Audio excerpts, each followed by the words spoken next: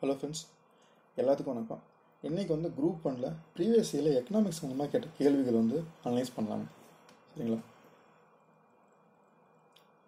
முதல் கேள்வி பார்த்தீங்க அப்படின்னா, நேஷனல் ஸ்டாட்டிஸ்டிக்ஸ் கமிஷன் ஆஃப் இந்தியாவோட தலைவர் யார் அப்படின்னு சொல்லி கேள்வி கேட்டு பார்த்தாங்க. இதுக்கான பதில் பார்த்தீங்கன்னா சி ரங்கராஜன் தான். சரிங்களா? அப்போதைய ஹெட்டாக தான் இருந்தார். சரிங்களா? இந்த அமைப்பு பார்த்தீங்க அப்படின்னா 2005 ஆரம்பிக்கப்பட்டுச்சுங்க. 2005 ஆரம்பிக்கப்பட்டுச்சு. இந்த அமைப்போடைய இப்போதைய தலைவர் யாருன்னு பார்த்தீங்கன்னா பிரவீன் ஸ்ரீவஸ்தவா. சரிங்களா? பிரவீன் ஸ்ரீவஸ்தவா அப்படிங்கிறத இப்போதைய இந்த அமைப்பினுடைய தலைவராக இருக்கிறாங்க. இந்த அமைப்பினுடைய வேலை என்னன்னு பார்த்தீங்க அப்படின்னா, இந்த ஸ்டாட்டிஸ்டிக்ஸை பொறுத்த வரைக்கும் 2 ஆர்கனைசேஷன் இருக்குது, முக்கியமான ஆர்கனைசேஷன். ஒன்று வந்து சென்ட்ரல் ஸ்டாட்டிஸ்டிக்ஸ் ஆர்கனைசேஷன் சிஎஸ்ஓ அப்படிம்பாங்க. இன்னொன்று national sample survey organisation NSSO. சரிங்களா? இது 2 சர்வே இருக்குங்க. சர்வே பண்ண ஆர்கனைசேஷன் இருக்குது. இப்போ இது வந்து பார்த்தீங்க அப்படின்னா 1954 ஆரம்பிக்கப்பட்டுச்சு. இது வந்து பார்த்தீங்க அப்படின்னா 1950 ஆரம்பிக்கப்பட்டுச்சு. சரிங்களா? இந்தியாவுடைய நேஷ்னல் இன்கம் இருக்குங்களா, அதை கால்குலேட் பண்ணுறது இந்த சென்ட்ரல் ஸ்டாட்டிஸ்டிக்ஸ் ஆர்கனைசேஷன் தான் பண்ணுவாங்க. சரிங்களா? நேஷ்னல் இன்கம்மை வந்து கால்குலேட் பண்ணுறது இவங்க தாங்க. அதே சமயம் மீதி அது சோசியல் எக்கனாமிக் சென்செக்ஸ் எல்லாம் இருக்குங்களா, இப்போ வந்து அன்எம்ப்ளாய்மெண்ட் பற்றி தெரிஞ்சுக்கணும், அதெல்லாம் வந்து பார்த்தீங்க அப்படின்னா இவங்க தான் பண்ணுவாங்க. யார்? National sample survey organisation. சரிங்களா? ஹெல்த்தை பற்றி இதெல்லாம் வந்து இந்த ஆர்கனைசேஷன் பண்ணும். நேஷ்னல் இன்கம் வந்து இந்த ஆர்கனைசேஷன் பண்ணும். சரிங்களா? ரொம்ப முக்கியமான இந்த 2 தான். ஸோ இவங்களுக்கான தேவைகளை வந்து இந்த national statistics commission of India வந்து பண்ணி கொடுக்கும். சரிங்களா? புது புது மெத்தடாலஜிஸு, புது புது கான்செப்ட் சம்மந்தமாக வந்து அவங்க பண்ணி கொடுப்பாங்க. ஸோ இதுதான் இந்த ஆர்கனைசேஷன். 2005 இந்த ஆர்கனைசேஷன் உருவாக்கப்படுச்சுங்க. இதனுடைய இப்போதைய தலைவர் பார்த்தீங்கன்னா பிரவீன் ஸ்ரீவஸ்தவா. சரிங்களா? முக்கியமாக என்னன்னாங்க, இப்போ இவங்க 4 பேர் யார் யாருன்னு பார்க்கலாம். ஃபர்ஸ்ட் வந்து மாண்டட் சிங் அல்வாலியாங்க. மாண்டட் சிங் அல்வாலி யாருன்னு பார்த்தீங்கன்னா, இந்தியாவில் பிளானிங் கமிஷன் இருந்துச்சு இல்லைங்களா. இப்போ வந்து நித்தி ஆயோக் இருக்குது. பிளானிங் கமிஷன் வந்து இந்தியாவில் உருவாக்கப்பட்டுச்சு. 12வது பிளானிங் கமிஷன், அதாவது கடைசி பிளானிங் கமிஷன், 12வது பிளானிங் கமிஷனுடைய டெபுட்டி சேர்மன் வந்து பார்த்தீங்கன்னா மாண்டட் சிங் அல்வாலியா. சரிங்களா? 12வது பிளானிங் கமிஷனுடைய டெபுட்டி சேர்மன் வந்து பார்த்தீங்கன்னா மாண்டட் சிங் அல்வாலியா. ஸோ பிளானிங் கமிஷனோட சேர்மன் யாருன்னா பிரைம் மினிஸ்டர் இல்லைங்களா. சேர்மன் அதை நமக்கு நிறைய பேர் தெரியும். அடுத்து வந்து பார்த்தீங்க அப்படின்னா ரங்கராஜன். இவர் வந்து தமிழ்நாட்டை சேர்ந்தவருங்க. ஆர்பிஐயோட கவர்னராக இருக்கார். சரிங்களா? ஆர்பிஐயோட 19வது கவர்னராக வந்து ரங்கராஜன் வந்து இருந்துக்கிறாருங்க. முக்கியமாக என்னென்னா, இவர் வந்து ஒரு கமிட்டி இருக்குது. சரிங்களா? Poverty estimation committee. சரிங்களா? அதுக்கான 2014 வந்து இவருடைய பேரில் வந்து ஒரு கமிட்டி ஆரம்பிக்கப்பட்டுச்சுங்க. ரங்கராஜன் கமிட்டி வந்து 2014 வந்து பாவர்ட்டிக்கான எஸ்டிமேட் பண்ணுறதுக்கான கமிட்டி ஆரம்பிக்கப்பட்டுச்சுங்க. இந்த கமிட்டி தான் வந்து பார்த்தீங்க அப்படின்னா ரூரல் இருக்கிறவங்களுக்கு வந்து பார்த்தீங்கன்னா, ரூரல் இருக்கிறவங்களுக்கு வந்து 32 ரூபாய்க்கு மேலே வாங்குறவங்க வந்து பாவர்ட்டிக்கு மேலே இருக்கிறவங்களும், அர்பனில் பார்த்தீங்கன்னா 47 ரூபாய்க்கு மேலே இருக்கிறவங்க வந்து அர்பன் வந்து பாவர்ட்டிலேருந்து வெளியே வந்தவங்க சொல்லப்படுது. சரிங்களா? அதாவது பாவர்ட்டிக்கான லிமிட்டாக ரூரலில் 32 ரூபா, ஒரு நாளைக்கு 32 ரூபா சம்பாதிக்கிறவங்களும், அர்பனில் வந்து 47 ரூபாய்க்கு மேலே சம்பாதிக்கிறவங்க பாவர்ட்டிக்கு மேலே இருக்கிறவங்க சொல்லி இந்த குழு சொல்லிச்சு. சரிங்களா? அந்த ரொம்ப முக்கியமான ஒன்று பாவர்ட்டி எஸ்டிமேஷன் கமிட்டி. இது 2014 உருவாக்கப்படுச்சு. இதுக்கு முன்னாடி இன்னொரு கமிட்டி வச்சுங்க. சரிங்களா? ஒன்று வந்து டெண்டுல்கர் கமிட்டின்னு ஒரு கமிட்டி இருக்குது. அந்த கமிட்டி பார்த்தீங்கன்னா பாவர்ட்டி எஸ்டிமேஷன் கமிட்டியாக வந்து அரசாங்கம் போட்டு வந்த கமிட்டி தான். சரிங்களா? பாவர்ட்டி பொறுத்த வரைக்கும் பார்த்தீங்க அப்படின்னா. அடுத்தது பார்த்தீங்க அப்படின்னா ரகுராம் ராஜன். இவர் வந்து பார்த்தீங்கன்னா இவர் முன்னாள் ஆர்பிஐ கவர்னர். சரிங்களா? இவர் வந்து 23வது ஆர்பிஐ கவர்னர். சரிங்களா? 23வது ஆர்பிஐ கவர்னர் இருந்தார். இப்போ அவர் வந்து ரிசைன் பண்ணுறாரு. ரீசெண்டாக வந்து அவர் ரிசைன் பண்ணார். இவருக்கு அப்புறம் தான் 24வது கவர்னர் யாருன்னா உர்ஜித் பட்டேல். 24வது ஆர்பிஐ கவர்னர் பார்த்தீங்கன்னா உர்ஜித் பட்டேல். இப்போ 25வது ஆர்பிஐ கவர்னர் யாருன்னா சக்திகாந்த தாஸ் இல்லைங்களா. இப்போ தான் ரீசெண்டாக தான் இது நடந்துச்சு. கரண்ட் அஃபேர்ஸ் கொஸ்டின் தான் இது. 25வது ஆர்பிஐ கவர்னர் யாருன்னு பார்த்தீங்கன்னா சக்திகாந்த தாஸ். 24 வந்து உர்ஜித் பட்டேல். 23 வந்து ரகுராம் ராஜன். சரிங்களா? இவர் ரீசெண்டாக வந்து ஒரு புக்கு எழுதினாங்க. என்னன்னா ஐ டூ வாட் ஐ டூ. சரிங்களா? நான் என்ன பண்ணணும் அதான் பண்ணுவேன் அப்படிங்கிற புத்தகத்தை வந்து ரீசெண்டாக எழுதியிருந்தார். சரிங்களா? ரகுராம் ராஜன் வந்து எழுதியிருந்தார். ஐ டூ வாட் ஐ டூ அப்படிங்கிறத வந்து இந்த புத்தகம் எழுதியிருந்தார். ஓகேங்களா? அடுத்தது யாருன்னு பார்த்தீங்கன்னா விகேஆர்வி ராவ். சரிங்களா? ஆக்சுவலாக விகேஆர் வரதராஜ ராவ். சரிங்களா? வீங்க வந்து வரதராஜன் சொல்லிடுவாங்க. இவர் வந்து தமிழ்நாட்டை சேர்ந்தவர் தான். சரிங்களா? ஸ்டாட்டிஸ்டிக்ஸில் இவர் ரொம்ப முக்கியமான ஒருத்தர். சரிங்களா? இந்தியாவில் வந்து பார்த்தீங்கன்னா இப்போ நேஷனல் இன்கம். சரிங்களா? நேஷனல் இன்கம்மை பொறுத்த வரைக்கும் முதல்ல வந்து இன்கம் வந்து கால்குலேட் பண்ணது வந்து தாதாபாய் நவ்ரோஜி. எப்போன்னு பார்த்தீங்கன்னா 1868 பண்ணுவார். 1868 தாதாபாய் நவ்ரோஜி தான் வந்து பிரிட்டிஷ் இந்தியாவில் வந்து நேஷனல் இன்கம் ஃபர்ஸ்ட் கால்குலேட் பண்ணுதுங்க. அதே சமயம் விகேஆர்வி ராவ் வந்து பார்த்தீங்க அப்படின்னா சயின்டிஃபிக் முறையில் வந்து நேஷனல் இன்கம் கால்குலேட் பண்ணது இவர் தான் ஃபர்ஸ்ட். சரிங்களா? 1931-32 டைமில் வந்து பார்த்தீங்கன்னா இவர் தான் வந்து சயின்டிஃபிக் முறையில் நேஷனல் இன்கம் வந்து கால்குலேட் பண்ணுறதை வந்து பண்ணியிருப்பார். சரிங்களா? ஸோ இது வந்து கொஸ்டின் கூட கேட்டுக்காங்க. அதே மாதிரியே நேஷனல் இன்கம் கமிட்டி அப்படின்னு சொல்லி இந்தியா சுதந்திரத்துக்கு அப்புறம் வந்து 1951 போட்டாங்க. சரிங்களா? அந்த கமிட்டியில் இவரும் வந்து ஒரு மெம்பராக இருந்தார். சரிங்களா? இவரும் ஒரு மெம்பராக இருந்தார். ஸோ இதுதான் வந்து இவங்க 4 பேர்த்த பற்றி. சரிங்களா?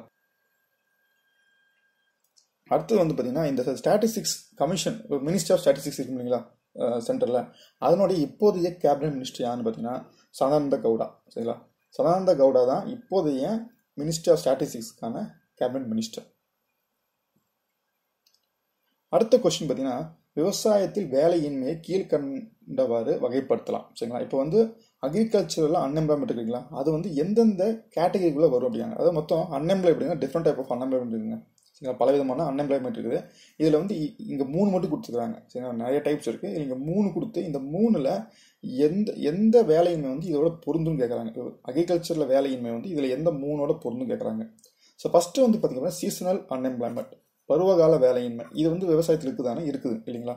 இப்போ வந்து இந்த நாற்று நடுறப்போ உங்களுக்கு வந்து ஆட்கள் நிறைய பேர் தேவைப்படுவாங்க. அதுக்கப்புறம் ஆட்கள் வந்து கம்மியாக இருந்தால் போதும். இப்போ அறுவடையப்போ ஆட்கள் தேவைப்படுவாங்க. இந்த மாதிரி சீசனல் அன்எம்ப்ளாய்மெண்ட் வந்து உருவாக இல்லை. குறிப்பிட்ட நேரத்தில் குறிப்பிட்ட சமயத்தில் ஆட்கள் நிறைய தேவைப்படுவாங்க. அதுக்கப்புறம் பார்த்தீங்கன்னா ஆட்கள் இருக்க மாட்டாங்க. அப்போ அங்கே வந்து வேலையின்மை ஏற்படும் இல்லையா? அப்போ சீசனல் அன்எம்ப்ளாய்மெண்ட் அப்படிங்கிறது வந்து விவசாயத்துக்கு இருக்குதா அப்படின்னா இருக்குது. ஓகேங்களா? அப்போ இது வந்து அக்ரிகல்ச்சர் அன்எம்ப்ளாய்மெண்ட் சீசனல் அன்எம்ப்ளாய்மெண்ட்டுக்குள்ளே வரும். சரிங்களா? அடுத்தது வந்து மறைமுக வேலையின்மை, அதாவது டிஸ்கஸ்டு அன்எம்ப்ளாய்மெண்ட். அதெல்லாம் வச்சுன்னா மறைமுகம் அப்படிங்கிறது இந்த இடத்துல இன்டைரக்ட் மீன் பண்ணாது. சரிங்களா? இன்டைரக்ட் அப்படின்னு கிடையாது. இந்த இடத்துல வந்து ஹைடுன்னு வரும். சரிங்களா? மறைஞ்சிருக்கிற வேலையின்மை இது. சரிங்களா? மறைமுகமான வேலையின்மை, மறைஞ்சிருக்கிற வேலையின்மை. அதாவது என்ன அர்த்தம் அப்படின்னா ஒரு வேலைக்கு எத்தனை பேர் ஒரு வேலை செய்யணுமோ அதுக்கு மீறி செய்யறது. உதாரணத்துக்கு ஒரு 5 பேர் வேலை செய்ய வேண்டிய இடத்துல 7 பேர் வேலை செய்கிறாங்கன்னு வைங்களேன். அப்போ இங்கே 2 பேர் வந்து சும்மா இருக்கிற அர்த்தம். இவங்க 2 பேர் பார்த்தீங்கன்னா ஜீரோ ப்ரொடக்டிவிட்டின்னு சொல்லுவாங்க. இதுதான் வந்து டிஸ்கஸ்டு அன்எம்ப்ளாய்மெண்ட், மறைமுக வேலையின்மைங்கிறது அதாங்க. அதாவது 5 பேர் செய்ய வேண்டிய வேலையை 7 பேர் செய்கிறது. அப்போ என்ன, அந்த 2 பேர்த்துக்கு வந்து வேலையின்மை உருவாக்குது இல்லையா? டெக்னிக்கலாக வேலையின்மை. ஏன்னா அவங்க வந்து எந்த ப்ரொடக்ஷனும் பண்ணலை அவங்க. இப்போ இது வந்து விவசாயத்தில் இருக்குதா அப்படின்னு கேட்டால் இருக்குதுங்க. ஏன்னா வந்து விவசாயத்தை பொறுத்த வரைக்கும் பார்த்தீங்கன்னா நம்மளுக்கு வந்து முக்கியமான ஒரு விஷயம் என்னென்னா, நம்மளுடைய இந்தியாவை பொறுத்த வரைக்கும் சிறு குறு விவசாயம் ரொம்ப அதிகம், பெரு விவசாயம் ரொம்ப கம்மி இல்லைங்களா? ஏன்னா ஒரு குடும்பம் இருக்கும், அந்த குடும்பத்துக்கு வந்து 2 ஏக்கரா 3 ஏக்கரா இருக்கும், அதை அவங்களே வந்து செய்வாங்களா இருக்கும். இதே வந்து பெரிய விவசாயம் அதுக்கப்புறம் நீங்கள் வந்து நிறைய மெஷினரிஸ் பயன்படுத்த முடியும் இல்லையா? உங்களுக்கு வந்து ஒரு 30 ஏக்கரா 40 ஏக்கர் 50 ஏக்கர் இருந்துச்சு அப்படின்னா நீங்கள் வந்து மெஷினரிஸை பயன்படுத்திங்க. அப்போ வந்து உங்களோட ப்ரொடக்டிவிட்டி வந்து எஃபெக்டிவாக இருக்கும். ஆனால் நீங்கள் 1 ஏக்கர் 2 ஏக்கருக்கு என்ன பண்ணுவீங்க, ஆட்கள் மட்டும் தான் பயன்படுத்துவோம் இல்லையா? அப்போ வந்து அந்த இடத்துல என்ன ஆகுதுன்னா இது டிஸ்கஷன் அன்எம்ப்ளாய்மெண்ட்டாக சொல்லப்படுது. சரிங்களா? ஏன்னா நம்ம வந்து அளவுக்கு அதிகமாக வந்து விவசாயத்தை வந்து ஆட்கள் பயன்படுத்துறதும் சொல்லப்படுறது. சரிங்களா? அப்போது டிஸ்கஷன் அன்எம்ப்ளாய்மெண்ட் அப்படிங்கிறது அக்ரிகல்ச்சரில் இருக்குதுங்க. அடுத்து வந்து கிரானிக் அன்எம்ப்ளாய்மெண்ட். கிரானிக் எம்ப்ளாய்மெண்ட் நீண்ட காலம். சரிங்களா? ரொம்ப காலமாக பார்த்தீங்கன்னா எம்ப்ளாய்மெண்ட் வந்து ஜென்ரேட் ஆகாமையே இருக்குது. இது விவசாயத்தையும் இருக்குது இல்லைங்களா? ஏன்னா ஒரு பக்கம் என்ன நடந்துட்டு இருக்குது, விவசாயத்தினுடைய விளைநிலங்களோட அளவு குறைஞ்சிட்டே இருக்குது இல்லையா? ஒன்று நடந்துட்டு இருக்குது. இன்னொரு பக்கம் மெஷினரிஸ் வந்துட்டே இருக்குது உள்ளுக்குள்ளார. அப்போ இந்த 2 நாளுக்குன்னா என்ன ஆகிட்டு இருக்குது, நீடித்த வேலையின்மை அப்படிங்கிறது விவசாயத்தில் இன்னும் இருந்துகிட்டே இருக்குதுங்க. அப்போது இந்த 3மே பொருந்தும். விவசாயத்தில் வேலையின்மை அப்படிங்கிறது இந்த 3லையுமே பொருந்தும். பருவகால வேலையின்மையிலையும் பொருந்தும், மறைமுக வேலையின்மையிலையும் பொருந்தும், நீடித்த வேலையின்மையும் பொருந்தும். அப்போ ஆன்சர் பார்த்தீங்கன்னா டி. சரிங்களா? ஸோ இது போக பார்த்தீங்கன்னா வேறு என்னென்ன வேலையின்மை டைப்ஸ் இருக்குன்னு பார்த்தீங்கன்னா, ஒன்று வந்து வாலண்ட்ரி வேலையின்மை, வாலண்ட்ரி அன்எம்ப்ளாய்மெண்ட். சரிங்களா? வாலண்ட்ரி அன்எம்ப்ளாய்மெண்ட் அதாவது நாமளே வேலைக்கு போகாமல் இருக்கிறது. சரிங்களா? ஸோ நாமளே வந்து ஆசைப்பட்டு வேலைக்கு போகாமல் இருக்கிறது அப்படின்னு சொல்லலாம். அடுத்தது பார்த்தீங்க அப்படின்னா ஃப்ரிக்ஷனல் அன்எம்ப்ளாய்மெண்ட். அதாவது என்ன, ஒரு வேலையிலேருந்து இன்னொரு வேலைக்கு வந்து மாற்றம் ஆகிற பார்த்தீங்களா, அந்த இடைப்பட்ட காலத்தில் வேலையின்மையாக இருக்கிறாங்க இல்லையா, அது வந்து ஃப்ரிக்ஷனல் அன்எம்ப்ளாய்மெண்ட் சொல்லுவாங்க. இது வந்து ஒரு டெம்பரரியான ஒரு அன்எம்ப்ளாய்மெண்ட். சரிங்களா? ஏன்னா நம்ம ஒரு வேலையிலேருந்து இந்த வேலைக்கு போகிறோம். இந்த இடைப்பட்ட காலத்தை பார்த்தீங்கன்னா ஃப்ரிக்ஷனல் அன்எம்ப்ளாய்மெண்ட் சொல்லுவாங்க. 3வது வந்து பார்த்தீங்கன்னா ஸ்ட்ரக்சரல் அன்எம்ப்ளாய்மெண்ட். ஸ்ட்ரக்சரல் அன்எம்ப்ளாய்மெண்ட் என்னன்னா எக்கனாமிக்குடைய வளர்ச்சினால ஆகக்கூடிய அன்எம்ப்ளாய்மெண்ட். உதாரணத்துக்கு வந்து இப்போ நம்ம முன்னாடிலாம் வந்து பார்த்தீங்கன்னா எஸ்டிடி பூத் இருந்துச்சு. இன்றைக்கே எஸ்டிடி பூத் கிடையாது இல்லையா? ஏன், எக்கனாமிக் டெவலப்மெண்ட்டும் டெக்னாலஜி டெவலப்மெண்ட் என்ன ஆயிடுச்சு, இன்றைக்கி எல்லா கையும் ஃபோன் வந்துச்சு. அப்போது அந்த இடத்துல அந்த எஸ்டிடி பூத் அப்படிங்கிறது இருந்தவங்க வேலை போகப்பட்டது இல்லையா, அந்த வேலையின்மை அப்படிங்கிறத ஸ்ட்ரக்சரல் வேலையின்மை. சரிங்களா? Structural unemployment. அது பார்த்தீங்கன்னா அண்டர் அன்எம்ப்ளாய்மெண்ட் இருக்குங்க. அண்டர் அன்எம்ப்ளாய்மெண்ட் பெரும்பாலும் இன்றைக்கி வந்து இந்தியாவில் கூட பெரும்பாலும் இந்த அண்டர் அன்எம்ப்ளாய்மெண்ட் தான். ஏன்னா தகுதிக்கு கீழே வேலை செய்யுது. டிகிரி படிச்சுட்டு 10th + 2க்கான வேலை செய்கிறதுங்கிறது அண்டர் அன்எம்ப்ளாய்மெண்ட் அப்படிங்கிறது. அடுத்து வந்து பார்த்தீங்க அப்படின்னா national population policy adopted in 2000 with a view to encourage dash and aim at stabilising population by dash. சரிங்களா, குடும்பத்துக்கு டேஷ் என்பதை ஊக்குவிக்கவும் மக்கள் தொகையை டேஷும் ஆண்டில் நிலைப்படுத்தவும் 2000 ஆண்டின் தேசிய மக்கள் தொகை கொள்கையின் ஏற்றுக்கொள்ளப்பட்டது. சரிங்களா, இதில் என்ன கேட்குறாங்கன்னா நேஷனல் பாப்புலேஷன் பாலிசியில் வந்து சில அப்ஜெக்டிவ்ஸ் போட்டிருப்பாங்க. சரிங்களா, ஸோ பாலிசி அப்படின்னா கொள்கை தாங்க, அரசாங்கத்தோட கொள்கை அப்படிங்கிறத பாலிசி. இப்போ அரசாங்கம் வந்து எதை நோக்கி பயணிக்குது அப்படிங்கிறத அப்ஜெக்டிவாக போடுவாங்க. அதுக்கு தான் இந்த பாலிசிஸ்லாம் பெரும்பாலும் யூஸ் ஆகுதுங்களேன். அந்த மாதிரி இந்த நேஷனல் பாப்புலேஷன் பாலிசி 2000 என்ன அப்ஜெக்டிவ் வச்சுருந்தாங்க அப்படிங்கிறத வச்சு தான் இந்த கொஸ்டின் பேஸ் பண்ண கொஸ்டின். ஓகேங்களா, முதல்ல என்ன அப்படின்னா இந்த இதுக்கான இதை மட்டும் பார்த்துலாங்க. மொத்தம் வந்து இந்த பாப்புலேஷன் பாலிசி ஒரு 3 அப்ஜெக்டிவ் இருந்துச்சுங்க. ஒன்று வந்து இமீடியட் அப்ஜெக்டிவ்னாங்க. சரிங்களா, உடனடியாக பண்ண வேண்டியது. இன்னொன்று வந்து மீடியம் டேர்மில் பண்ண வேண்டியது. இன்னும் வந்து லாங் டேர்மில் பண்ண வேண்டியது. இந்த லாங் டேர்மில் பண்ண வேண்டியது என்னதுன்னா ஸ்டேபிளைஸ் த பாப்புலேஷன் அப்படிங்கிறாங்க. சரிங்களா, இந்த லாங் டேர்மில் வந்து பாப்புலேஷன் வந்து ஸ்டேபிள் பண்ணணும் அப்படிங்கிறாங்க. எந்த ஆண்டுக்குள்ளே அப்படின்னா 2046. இந்த லாங் டேர்ம் என்ன சொல்கிறாங்க அப்படின்னா 2046 இந்தியாவுடைய மக்கள் தொகையை ஸ்டேபிளைஸ் பண்ணணும் அப்படிங்கிறாங்க. அதேமாரியே இந்த கொள்கை வந்து 2 குழந்தைகளுக்கான கொள்கையை வந்து இந்த ஊக்குவிக்குது. சரிங்களா, இந்த பாப்புலேஷன் பாலிசியோட இந்த இது பார்த்தீங்கன்னா 2 குழந்தைகள் அப்படிங்கிறது வந்து ஊக்குவிக்குது. சரிங்களா, அப்போது இதுக்கான ஆன்சர் பார்த்தீங்கன்னா சி, 2 குழந்தை திட்டம் 2046. இதுதான் வந்து இதுக்கான ஆன்சர். சரிங்களா, இந்தியாவை பொறுத்த வரைக்கும் பார்த்தீங்கன்னா ஸோ பாப்புலேஷன் மட்டும் கொஞ்சம் பார்க்கலாங்க. இந்தியாவை பொறுத்த வரைக்கும் நம்ம இந்தியா வந்து உலகத்து 2வது அதிகம் இல்லைங்க பாப்புலேஷனில். முதல்ல வந்து சைனா இருக்குது, இந்தியா வந்து 2வது இருக்குது. 2011 சென்செக்ஸ் படி பார்த்தீங்க அப்படின்னா இந்தியாவில் மொத்த மக்கள் தொகைங்கிறது 1.21 பில்லியன் அப்படிம்பாங்க. சரி, இது முக்கியமாக என்னன்னா இப்போ கொஸ்டின் வந்து சம்டைம்ஸ் வந்து மில்லியன்னு கேட்டலாம். ஸோ மில்லியன்னு கேட்டாங்கன்னா 1210 மில்லியன், 1210 மில்லியன் அப்படிங்கிறது. சரிங்களா, கோடியில் கூட கேட்கலாம். கோடியில் கேட்டால் மொத்தம் 120 கோடி, 120 கோடி, 121 எக்ஸாக்ட் சொன்னால் 121 கோடி. சரிங்களா, ஸோ கொஸ்டினில் உங்களுக்கு வந்து பில்லியன்னு கேட்குறாங்கன்னா மில்லியன்னு கேட்குறாங்கன்னா கோடின்னு கேட்குறாங்கன்னா பார்த்துக்குங்க. சரிங்களா, ஸோ பில்லியன் அப்படின்னா உங்களுக்கு வந்து 10 கோடிங்க. மொத்தம் வந்து அதில் வந்து 8 0 இருக்கும். சரிங்களா, பில்லியனை பொறுத்தவரைக்கும் 10 கோடி தான் வந்து பார்த்தீங்கன்னா பில்லியன்பாங்க. 10 லட்சத்தை வந்து மில்லியன் அப்படிம்பாங்க. மில்லியனில் வந்து 6 0 வரும். சரிங்களா, அது 1. சரிங்களா, 6 0 வரும். பில்லியனை பொறுத்த வரைக்கும் 8 0 இருக்கும் உங்களுக்கு. ஸோ மெயினாக வந்து 1.21 பில்லியன், 1210 பில்லியன், 121 crores. சரிங்களா, இதான் வந்து சென்செக்ஸ் 2001 படி இந்தியாவுடைய பாப்புலேஷன் அப்படிங்கிறது. இதில் முக்கியமாக என்ன, ஏற்கனவே வந்து இந்தியா வந்து ஒரு பாப்புலேஷன் பாலிசி கொண்டு வந்தாங்க. சரிங்களா, இது ஏற்கனவே வந்து இந்தியா வந்து ஒரு பாப்புலேஷன் கொண்டு வந்தாங்க. அது வந்து பார்த்திங்க அப்படின்னா 1976 வந்துச்சு. சரிங்களா, 1976 இதுக்கு முன்னாடி வந்து இந்தியா வந்து பார்த்திங்க அப்படின்னா ஒரு பாப்புலேஷன் பாலிசி கொண்டு வந்தாங்க. சரிங்களா, முக்கியமாக இப்போ இந்த 2000 வந்துச்சு இல்லைங்களா பாப்புலேஷன் பாலிசி. இதில் வந்து இப்போ வேறு என்னென்ன விதமான அப்ஜெக்டிவ்ஸ் வச்சுருந்தாங்க. இப்போ வந்து 2 குழந்தை திட்டம், அதேமாதிரி வந்து 2046 ஸ்டேபிளைஸ் பண்ணுங்கிறது ஒரு அப்ஜெக்டிவ். இது போக வேறு என்னென்ன அப்ஜெக்டிவ்ஸ்லாம் இருந்துச்சுன்னு சொல்லி பார்த்தீங்க அப்படின்னா ஃபஸ்ட்டு வந்து பார்த்தீங்கன்னா அந்த இன்ஃபைனைட் மாரலிட்டி ரேட் அப்படிங்கிறது. அதாவது வந்து இந்த பச்சிர குழந்தைங்க வந்து இறக்காத பார்த்தீங்களா, இன்ஃபைனைட் மாரலிட்டி ரேட் அப்படிங்கிறது. இதை வந்து லெஸ் தென் 30 கீழே கொண்டு வரணும்னு சொல்லியிருந்தாங்க. சரிங்களா, 10,000 குழந்தைக்கு. இதான் ரொம்ப முக்கியமான ஒன்று. சரிங்களா, 1000 குழந்தைக்கு 30 குழந்தைங்க கீழே தான் இறக்கணும் அப்படிங்க. இன்ஃபேண்ட் அப்படிங்கிறது பச்சிலம் குழந்தைங்க. சரி, இன்ஃபேண்ட் மார்டிலேட் அப்படிங்கிறது பிலோ 30 கொண்டு வரணும் அப்படின்னு சொல்லி இந்த பாலிசியில் வந்து ஒரு அப்ஜெக்டிவ் இருந்துச்சு. சரிங்களா, இந்த பாலிசி வந்து இந்த ஒரு ஃபர்ஸ்ட் அப்ஜெக்டிவ் சொல்லலாம். செகண்ட் வந்து பார்த்தீங்க அப்படின்னா மெட்டர்னல் மொர்டாலிட்டி ரேட். அதாவது வந்து இந்த தாய்மார்கள் இறக்குறாங்க, குழந்தை பிறந்ததுக்கப்புறம் தாய்மார்கள், அது வந்து பார்த்தீங்க அப்படின்னா லெஸ் தென் 100 கொண்டு வரணும்னாங்க. எத்தனை பேர்த்துக்கு அப்படின்னா 1,00,000 பேர்த்துக்கு. சரிங்களா, ஸோ 1,00,000 பேர்த்தில் 100 பேர்த்துக்கு கீழே இந்த இறப்பு சதவீதத்தை கொண்டு வரணும் அப்படிங்கிறதும். அதாவது வந்து தாய்மார்களுக்கு. குழந்தைங்களை பொறுத்த வரைக்கும் 30% கீழே கொண்டு வரணும் 10,000 அப்படிங்கிறத வந்து ஒரு கணக்காக வச்சுருந்தாங்க. சரிங்களா, ஸோ இன்ஃபேண்ட் அப்படிங்கிறது வந்து பிறந்த 1 வருஷம் வரைக்கும் இருக்கக்கூடிய. சரிங்களா, பிறந்ததுலேருந்து 1 வருஷம் 365 நாள் இருக்குங்களா, அதுதான் கணக்கு. ஸோ ஒரு குழந்தை 365 நாளுக்குள்ளே இறந்துருச்சு அப்படின்னா அது வந்து இன்ஃபேண்ட் மார்டாலிட்டி ரேட்டில் வரும். சரிங்களா, அதே மாதிரி பார்த்தீங்கன்னா அடுத்து வந்து இன்ஸ்டிடியூஷனல் டெலிவரி. இந்தியாவில் வந்து இன்ஸ்டிடியூஷன் டெலிவரி வந்து 80% கொண்டு வரணும் அப்படிங்க. அதாவது வந்து எல்லாரும் வந்து ஹாஸ்பிட்டலில் போய் வந்து ப்ரெக்னன்சி பார்த்துக்கிறது சரிங்களா. 80% வந்து இன்ஸ்டிடியூஷனல் டெலிவரி வந்து நடக்கணும் அப்படின்னு சொல்லி ஒரு அப்ஜெக்டிவ் இருக்கிறாங்க. அதேமாதிரி பார்த்தீங்கன்னா யூனிவர்சல் இம்யூனைசேஷன் சரிங்களா. எல்லாத்துக்கும் வந்து இந்த தடுப்பூசி வந்து எல்லாத்துக்கும் போய் சேரணும் அப்படிங்கிறது பார்த்தீங்கன்னா இதில் சொல்லக்கூடிய ஒரு ஒரு ஒரு அப்ஜெக்டிவ் சரிங்களா. அது போக பார்த்தீங்க அப்படின்னா இப்போ இந்தியாவை பொறுத்த வரைக்கும் ஹையஸ்ட் பாப்புலேஷன் ஸ்டேட் அப்படின்னு பார்த்தீங்கன்னா உத்தரப்பிரதேஷ் தான் ஹையஸ்ட் பாப்புலேஷன் ஸ்டேட் இல்லைங்களா. ஃபஸ்ட்டு தமிழ்நாடு பார்த்தீங்கன்னா 6வது இடத்துல வருங்க. தமிழ்நாடு வந்து 6th பிளேஸில் வரும் ஓகேங்களா. தமிழ்நாடு வந்து 6வது இடத்துல வந்து அதிக பாப்புலேஷன் வந்து 6வது இடத்துல வரும். ஸோ அவ்வளோதாங்க இதோட சரிங்களா. அதே மாதிரி முக்கியமாக இதில் இன்னொன்று பார்த்தீங்கன்னா ஃபேமிலி பிளானிங். நம்ம இது சொல்கிறோம் ஃபேமிலி பிளானிங் பற்றி பார்த்தீங்கன்னா 1958 வந்துச்சுங்க. 52 வந்துச்சு இந்தியாவில் வந்து தமிழ்நாட்டில் சரி இந்தியாவில் சரி.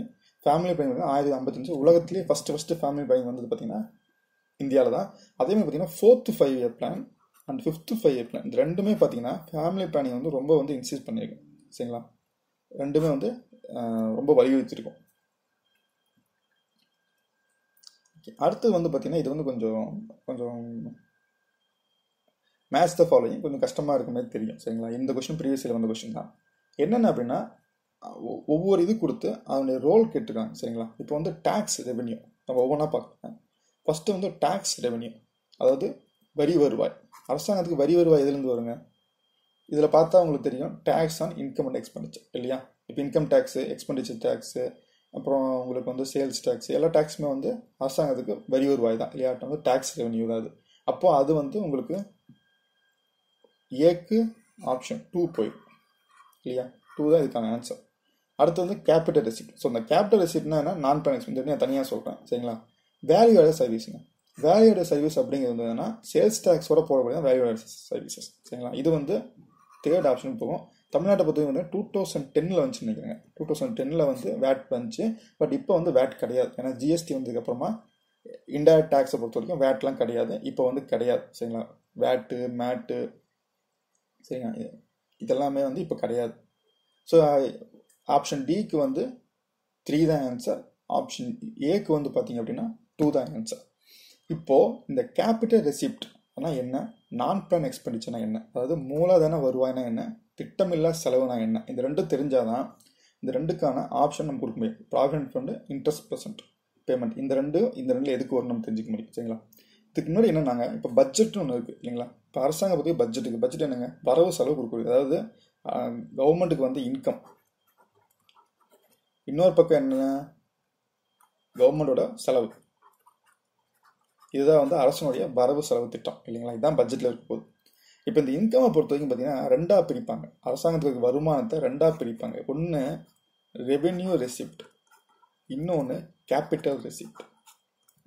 அதாவது இது என்னென்ன சொல்லிடுறோம் உங்களுக்கு. ஸோ ரெவென்யூ ரெசிப்ட் அப்படிங்கிறது என்னென்னா, அரசாங்கத்துக்கு வந்து ரெகுலராக வந்துட்டு இருக்கக்கூடிய ஒரு பணம், அதாவது அரசாங்கத்தினுடைய நடைமுறையினால அரசாங்கத்துக்கு வந்துட்டு இருக்கக்கூடிய பணம். இதுக்கு என்னென்ன வரும்னு பார்த்தீங்கன்னா டேக்ஸ் சரிங்களா. அப்புறம் வந்து நான் டேக்ஸ். அப்போ 2 கேட்டகரியாக பிரியும். டேக்ஸ் நான் டேக்ஸும் பிரியும். அதாவது என்னென்னா, இப்போ வந்து இப்போ வந்து டைரக்ட் டேக்ஸ் இருக்குது, இன்டைரக்ட் டேக்ஸ் இருக்குங்களா. இது மூலியமாக அரசாங்கத்துக்கு வருமானம் வருதுங்களா, அதெல்லாம் பார்த்தீங்கன்னா ரெவென்யூ ரெசிப்ட்னு சொல்லுவாங்க. அதேமாதிரி பார்த்தீங்கன்னா வந்து இப்போது அரசாங்கம் வந்து ஒரு பப்ளிக் செக்டர் யூனிட் வச்சிருக்கு, பெல் வச்சிருக்கு இல்லையா. பெல் வந்து அரசாங்கத்துடைய பப்ளிக் செக்டர் யூனிட். இப்போ அதுலேருந்து ஒரு லாபம் வருதுன்னு இல்லைங்களா, அந்த லாபம்லாம் ரெவென்யூ ரெசிப்ட்லாம் காட்டுவாங்க சரிங்களா. அதெல்லாமே வந்து ரெவென்யூ ரெசிப்டில் தான் வந்து வரும். ஸோ டேக்ஸு நான் டேக்ஸ் அப்புறம் 2ஆக பிரிப்பாங்க. ரெவென்யூ ரெசிப்ட் அப்படிங்கிறது வந்து இதுதான். அது போக பார்த்தீங்கன்னா நிறைய சர்வீசஸ், அப்புறம் ஃபீஸு, பெனால்ட்டிஸு, ரிஜிஸ்ட்ரேஷன் ஃபீஸு, இந்தமாதிரி அரசாங்கத்துக்கு வந்து இந்த டே டு டே லைஃப் நடக்கக்கூடிய பிஸ்னஸ் ஆக்டிவிட்டி மூலியமாக நடக்குது பார்த்தீங்களா. வரக்கூடிய வருமானம் எல்லாமே ரெவென்யூ ரெசிப்ட் அப்படிம்பாங்க. அதே சமயம் கேபிட்டல் ரெசிப்ட் அப்படின்னா என்னென்னா, மூலதன வருவாய். இங்கே கேட்டிருக்க கேள்வி அதான் நமக்கு இல்லையா. கேபிட்டல் ரெசிப்ட் மூலதன வருவாய் அப்படிங்கிறது வந்து 2 விதமாக போகும் சரிங்களா. 2 இருக்குது இதில்.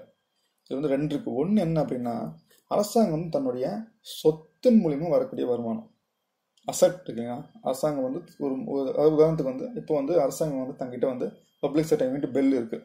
பெல் வந்து அரசாங்கத்தினுடைய ஒரு சொத்து தான் இல்லையா. இப்போ என்ன பண்ணுதுன்னா, அரசாங்கம் அதுலேருந்து ஒரு பகுதியை விற்கிறாங்க சரிங்களா. அதுலேருந்து ஒரு பகுதியை விற்கிறாங்கன்னு வைங்களேன். அந்த வருமானம் இருக்குங்களா, அது வந்து இந்த கேபிட்டல் ரெசிப்ட் கீழே வரும் சரிங்களா. அசட்டை விற்கிறாங்க, அது போய் டிஸ்இன்வெஸ்ட்மெண்ட் அப்படிம்பாங்க நம்ம இங்கிலீஷில். ஸோ அரசாங்கம் தன்னோட சொத்தை விற்க மூலியமாக வரக்கூடிய வருமானம் அப்படிங்கிறது கேபிட்டல் ரெசிப்ட் வரும். அதே அந்த மூலியமாக லாபம் வந்துச்சுன்னு வைங்களேன். இப்போ அந்த பெல்லின் மூலியமாக வரக்கூடிய லாபம் வந்து ரெவென்யூ ரெசிப்டில் வரும். ரெண்டு டிஃபரன்ஸ் பார்த்துங்க.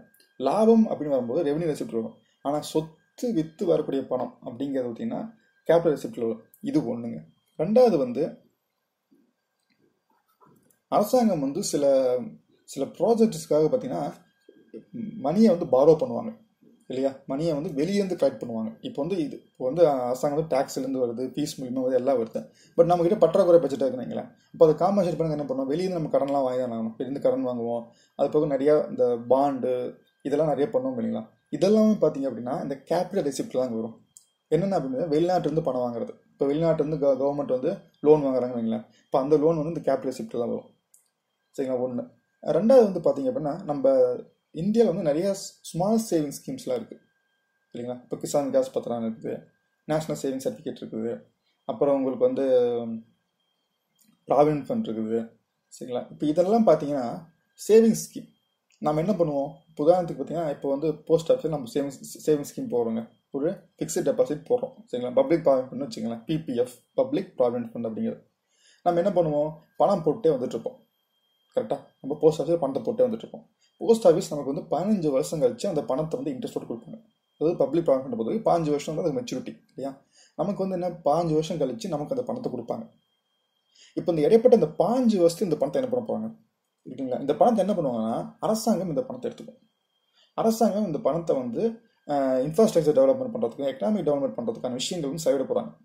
செலவிட்டுட்டு அதன் மூலியமாக வரக்கூடிய வருமானத்தை வச்சு 5 வருஷம் கழிச்சு உங்களுக்கு அந்த பணத்தை கொடுப்பாங்க, இன்ட்ரெஸ்ட்டோடு கொடுப்பாங்க சரிங்களா.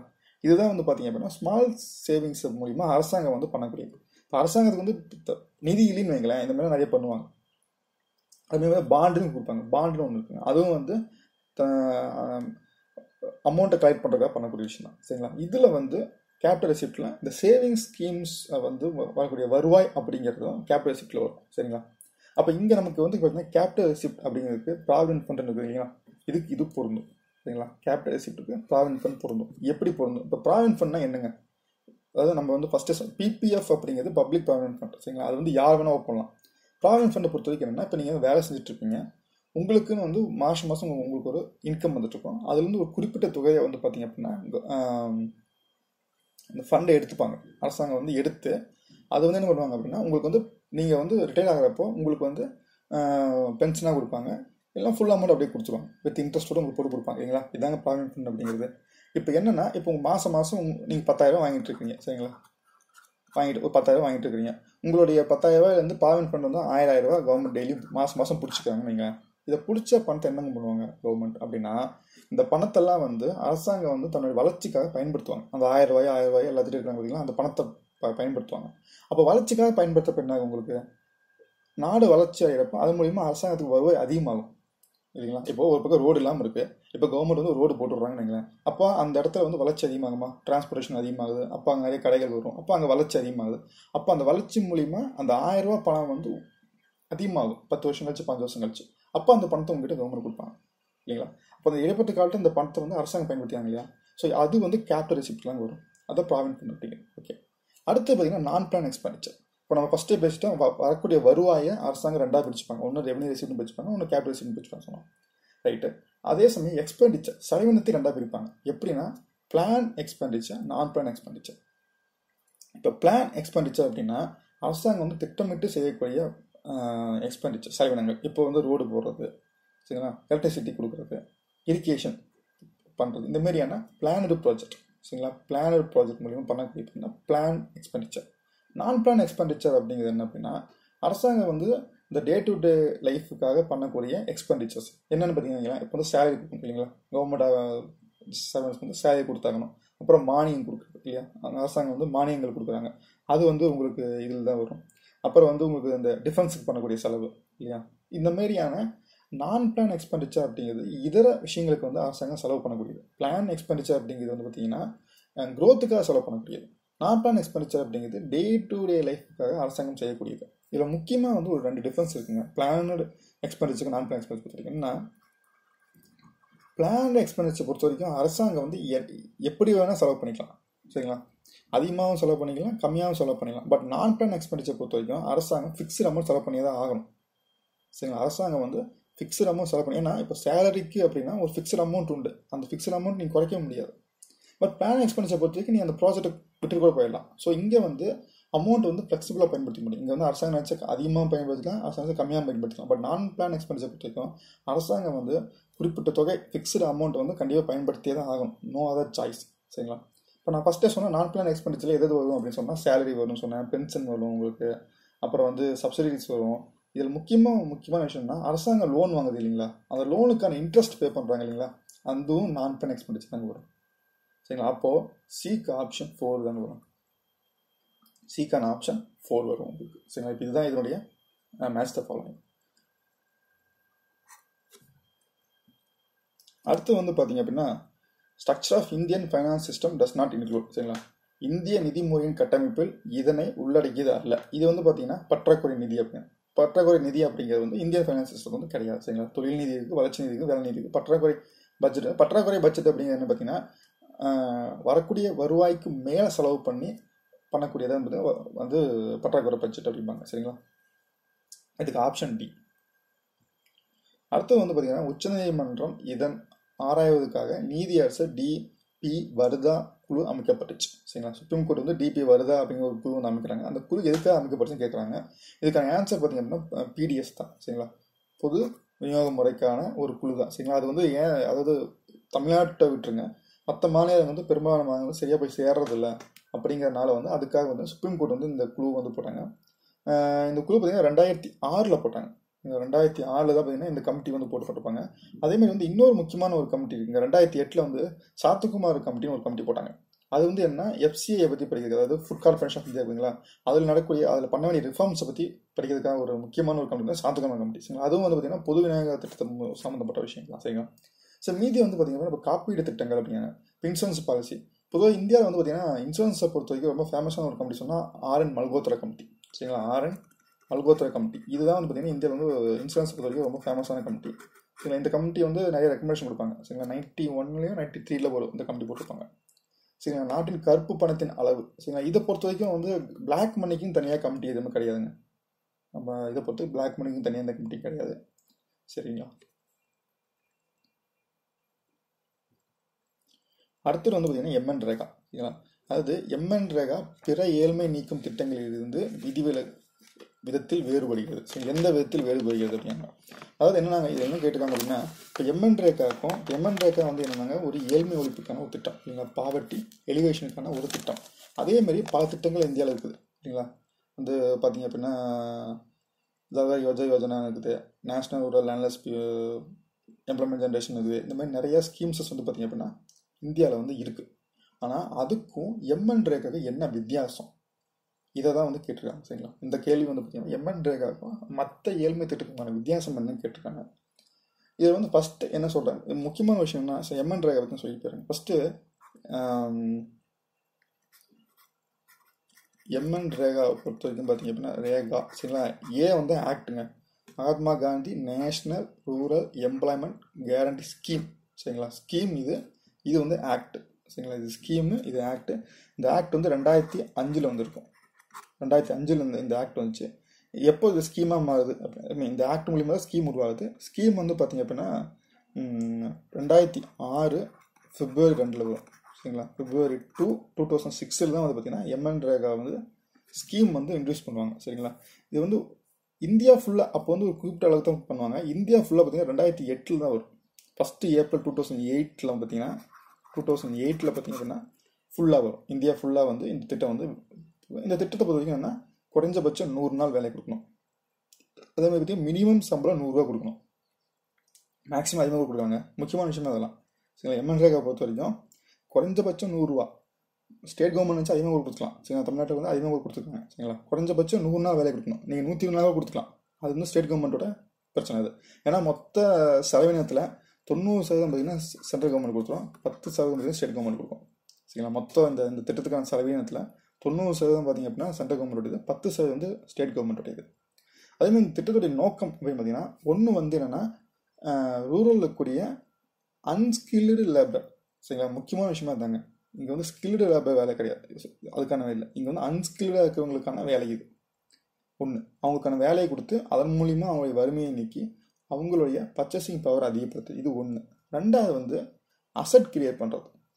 இப்போ வந்து நீர்நிலைகளில் இப்போ வந்து தூர்வாடுறது, அப்புறம் குளம் குட்டைகள் வந்து உருவாக்குறது, இவங்கள மூலியமாக பயன்படுத்தி பண்ணுறது. ஸோ இந்த மாதிரியான அசட் கிரியேட் பண்ணுறது, இந்த ரெண்டும் தான் இந்த ஸ்கீமோட அப்ஜெக்டிவ். சரிங்களா? இந்த ஸ்கீமோட அப்ஜெக்டிவ் வந்து அதுதான்.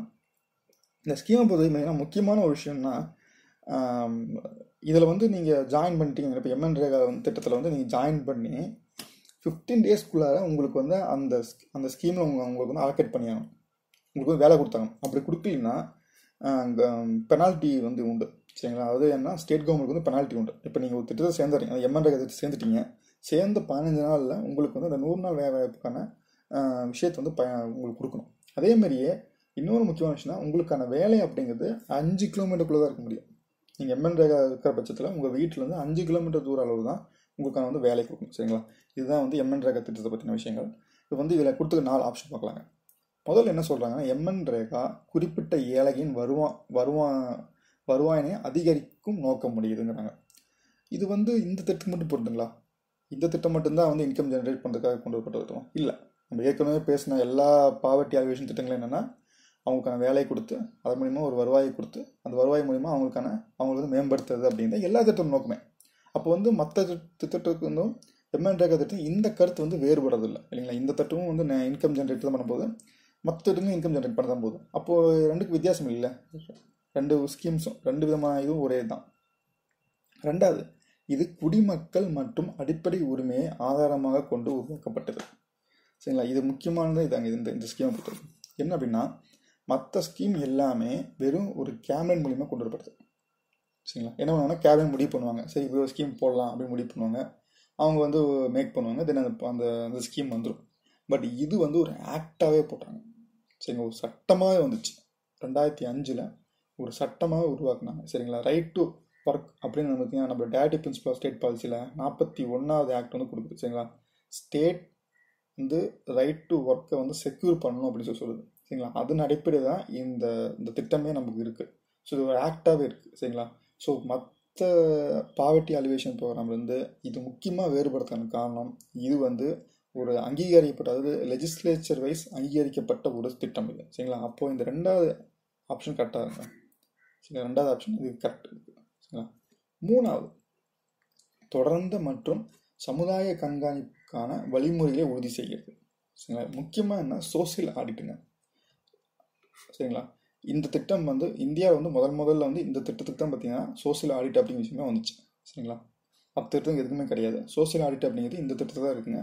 ஸோ அதனால் ஆப்ஷன் 3யும் கரெக்டு தான். ஸோ சோஷியல் ஆடிட் அப்படின்னா என்ன அப்படின்னா, பொதுவாக வந்து ஆடிட்டிங் அப்படிங்கிறது வந்து பார்த்தீங்கன்னா, இப்போ நம்ம ஃபைனான்ஸ் ஆடிட்டிங் இல்லைங்களா, அதாவது வரவு செலவு கணக்கு மட்டுமே பார்க்க தான் ஃபைனான்ஸ் ஆடிட்டிங். சோஷியல் ஆடிட்டிங் அப்படிங்கிறது அதை தாண்டி அந்த ஸ்கீமுடைய நோக்கம் நிறைவேறிச்சா, அந்த ஸ்கீம் எந்த அளவுக்கு போயிருக்கு, அந்த ஸ்கீமோட பெனிஃபிஷியரிஸ் எந்த அளவுக்கு போயிருக்காங்க அப்படின்னு ரொம்ப டீப்பாக அனலைஸ் பண்ணக்கூடியது. முக்கியமாக பார்த்தீங்கன்னா, மக்கள் வந்து ஈஸியாக கேள்வி கேட்கலாம். இப்போ வந்து கிராம சபை வந்து பார்த்தீங்கன்னா சோஷியல் ஆடிட்டிங் பண்ணலாம். இப்போ இந்த ஸ்கீமில் வந்து யார் பெனிஃபிட் பண்ணிக்கிறாங்க, இந்த ஸ்கீம் மூலிமா எவ்வளோ வந்து அரசாங்கம் வந்து அசட் கிரியேட் பண்ணியிருக்குது, இப்போ இதெல்லாம் வந்து கிராம சபையை கேட்டு தெரிஞ்சுக்க முடியும். மற்ற ஸ்கீம் பண்ண முடியாது. நீங்கள் மற்ற ஸ்கீமுக்குலாம் வந்து வந்தீங்கன்னா ஆர்டிஎம்ஏ போட்டு அந்த மாதிரி இருக்கும். பட் இந்த ஸ்கீம் பொறுத்தவரைக்கும் சோஷியல் ஆடிட்டிங் அப்படிங்கிற அந்த ஆக்டில் வரக்கூடியதாக இருக்குது. சரிங்களா? அதனால் வந்து மற்ற ஸ்கீமுக்கு இந்த ஸ்கீமுக்கும் வந்து இது ரொம்ப முக்கியமான டிஃப்ரென்ஸ் இருக்குது. சரிங்களா? இப்போ இந்த தேர்டு வந்து கரெக்டான ஆன்சர் தான். 4th என்ன, மாநில மற்றும் மத்திய அரசுகளின் ஆணைகளுக்கு இணங்க செயல்படுகிறது. எல்லா ஸ்கீமும் அப்படிதாங்க. எல்லா ஸ்கீமுமே state government central government direction தான் செயல்படுது. அப்போ அது ஆன்சர் வராது. இப்போ ஆன்சர் பார்த்தீங்கன்னா 1 and 3, இந்த ரெண்டுமே கரெக்டுங்க. 1 and 3 தான் கரெக்டான ஆன்சர்.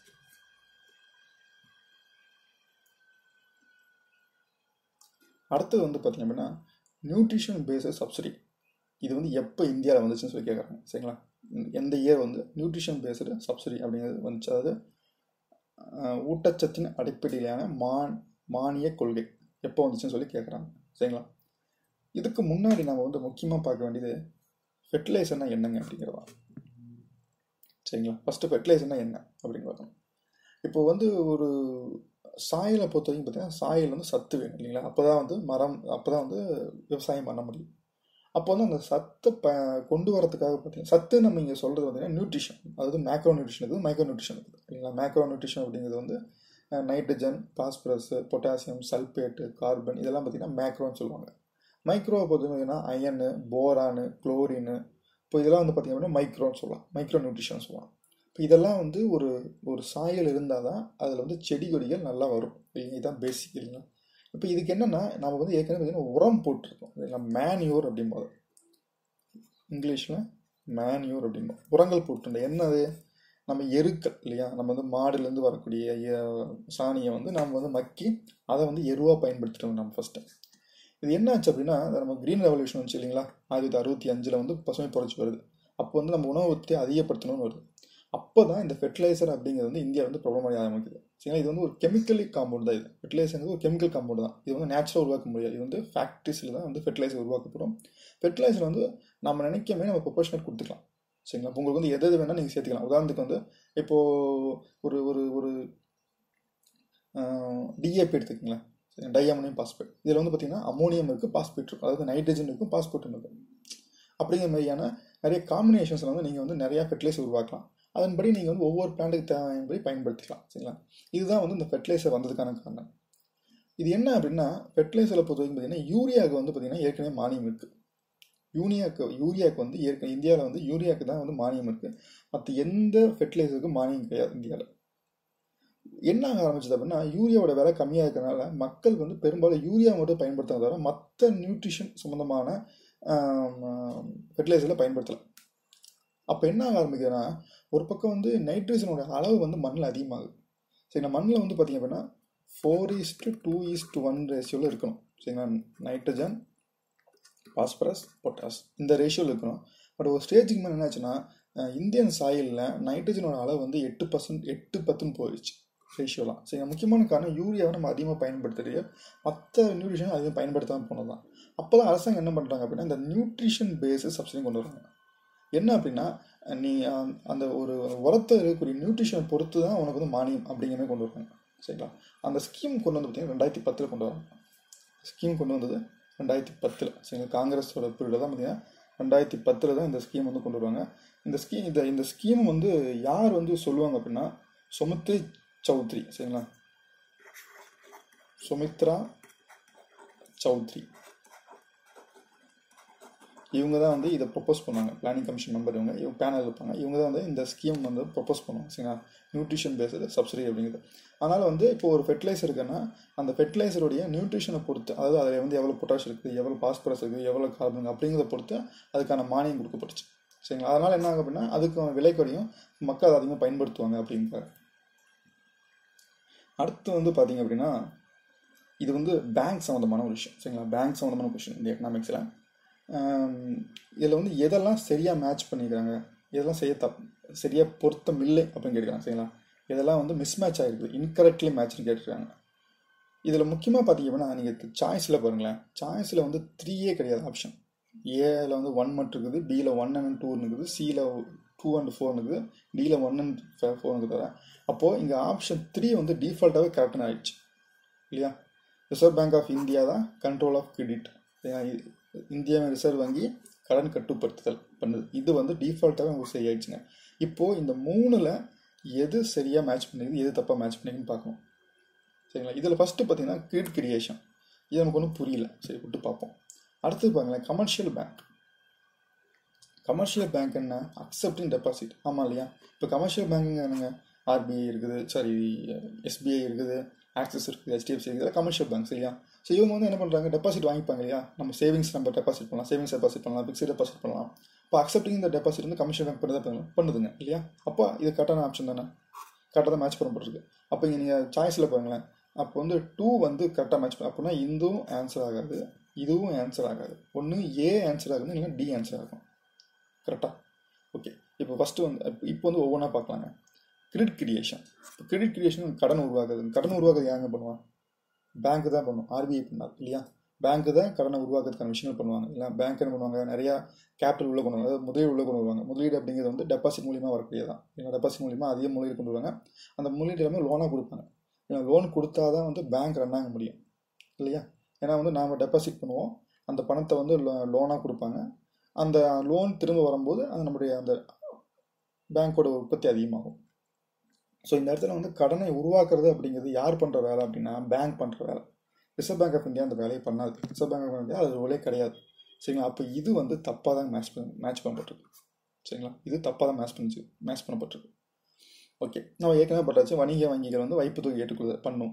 இந்திய ரிசர்வ் வங்கி வந்து கடன் கட்டுப்படுத்தல். சரிங்களா? அப்போ இந்த கண்ட்ரோல் ஆஃப் கிரெடிட்னா என்ன, சரிங்களா, அப்படிங்கிறத பார்க்கணுங்க. இதுக்கு முதல்ல என்ன விஷயம் அப்படின்னா, சின்ன கான்செப்ட் சொல்லிடுறேங்க. இப்போ வந்து என்னென்னா, பணப்புழக்கம் அதிகமாக இருக்குங்க. நாட்டில் பணப்புழக்கம் அதிகமாக இருக்குது. ஓகே, இப்போ என்ன பண்ணணும், பணப்புழக்கத்தை கட்டுப்படுத்தணும் அரசாங்கம். முக்கியமாக ஆர்பிஐயோட வேலை வந்து பணப்புழக்கத்தை கட்டுப்படுத்தணும். ஆர்பிஐயோட வேலை. இப்போ ஆர்பிஐ வந்து பணப்புழக்கத்தை கட்டுப்படுத்தணும் அப்படின்னா என்ன பண்ணலாம் அப்படின்னு வைங்களேன். முக்கியமாக அவங்க பண்ணக்கூடிய ஒரு விஷயம் என்ன அப்படின்னா, இந்த பேங்க்ஸுக்கெல்லாம் வந்து பார்த்தீங்க அப்படின்னா இந்த ரேட் அதிகப்படுத்துவாங்க. சரிங்களா? என்ன பண்ணுவாங்க, பேங்க் ரேட் இருக்குது. சரிங்களா? பேங்க் ரேட்டும்பாங்க. அப்புறம் வந்து ரிப்போ ரேட்டுன்னு இருக்குது, ரிவர்ஸ் ரிப்போ ரேட்டுன்னு இருக்குது, அப்புறம் வந்து சிஎல்ஆர், எஸ்எல்ஆர் இதெல்லாம் இருக்குங்களா. இந்த மாதிரி சில இதெல்லாம் வந்து டூல்ஸ். இதெல்லாம் இன்ஃப்ளேஷனை கட்டுப்படுத்துக்காக ஆர்பிஐ பயன்படுத்தக்கூடிய டூல் தான் வந்து பார்த்தீங்கன்னா இது எல்லாமே. அரசாங்கம் என்ன பண்ணும் அப்படின்னா இதையெல்லாம் இன்க்ரீஸ் பண்ணுவாங்க. உதாரணத்துக்கு இப்போ சரிங்களா, அதேமாதிரி பார்த்தீங்கன்னா இன்ட்ரெஸ்ட் ரேட்டையும் மினிமம் கொடுப்பாங்க. இப்போ மினிமம் வந்து 7% கீழே கொடுக்கக்கூடாது, மினிமம் 8% கொடுக்கக்கூடாது அப்படின்னு சொல்லி கண்ட்ரோல் பண்ணுவாங்க. ஸோ கடனை வந்து கட்டுப்படுத்துறது வந்து ஆர்பிஐ பண்ணக்கூட வேலை. எதுக்காக கடனை கட்டுப்படுத்துகிறாங்க அப்படின்னா உங்களுக்கு வந்து மணியோட சர்க்குலேஷனை குறைக்கிறதுக்காக. ஏன்னா மணியோட அதிகமாக ஆச்சுன்னு வைங்களேன், இன்ஃப்ளேஷன் அதிகமாகும், பண வீக்கம் அதிகமாகும். ஏன்னா உங்ககிட்ட பணம் நிறையா இருந்துச்சுன்னா நம்ம என்ன பண்ணுவோம், நிறைய பொருளை வாங்குவோம். இப்போ பொருளுக்கான டிமாண்ட் அதிகமாகும், அதனால் வந்து பொருளுடைய விலை ஏறும், அதனால் வந்து பணவீக்கம் வரும். சரிங்களா? அதுதாங்க ரிசர்வ் பேங்க் ஆஃப் இந்தியா வந்து கடனை கட்டுப்படுத்தும். கரெக்ட். அடுத்தது என்னன்னா என்ன அளவு கட்டுப்பாட்டு முறை, குவான்டிடேட்டிவ் கண்ட்ரோல். சரிங்களா? மொத்தம் 2 கண்ட்ரோல் இருக்குங்க. ஒன்று குவாலிட்டேட்டிவ் கண்ட்ரோல், இன்னொன்று வந்து குவான்டிடேட்டிவ் கண்ட்ரோல். இங்கே கொடுத்துருக்குது குவான்டிடேட்டிவ் கண்ட்ரோல். நான் ஏற்கனவே சொன்னேன், ஆர்பிஐ வந்து பார்த்தீங்கன்னா இந்த bank rate, repo rate, reverse rate, SR இது எல்லாத்தையும் வந்து கவர்மெண்ட் வந்து கட்டுப்படுத்தும். சார் ஆர்பிஐ வந்து குறைக்கும் ஏற்றும் இல்லையா, அதன் மூலிமா சர்க்குலேஷன் வந்து கண்ட்ரோல் பண்ண பார்க்கணும் சொன்னோம் இல்லையா, அதெல்லாம் தாங்க குவான்டிட்டி கண்ட்ரோல் அப்படிங்கிறது. சரிங்களா? பேங்க் ரேட் அப்படிங்கிறது, சரிங்களா, பேங்க் ரேட்டு, அப்புறம் வந்து ரிப்போ ரேட்டு, அப்புறம் வந்து எஸ்எல்ஆர், சரிங்களா, இது எல்லாமே வந்து பார்த்தீங்கன்னா குவான்டிட்டி கண்ட்ரோலுக்கான ஒரு டூல்.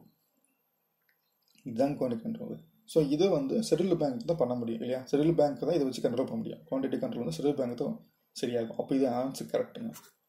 ஸோ ஆப்ஷன் ஏ தான் இது கரெக்ட் ஆன்சர். ஏன்னா இது ஒன்று மட்டும் தான் மிஸ்மேட்ச் பண்ணப்படுது. கிரெடிட் கிரியேஷனை பொறுத்த வரைக்கும் பேங்க்ஸ் தான் வரும், ஆர்பிஐ வராது.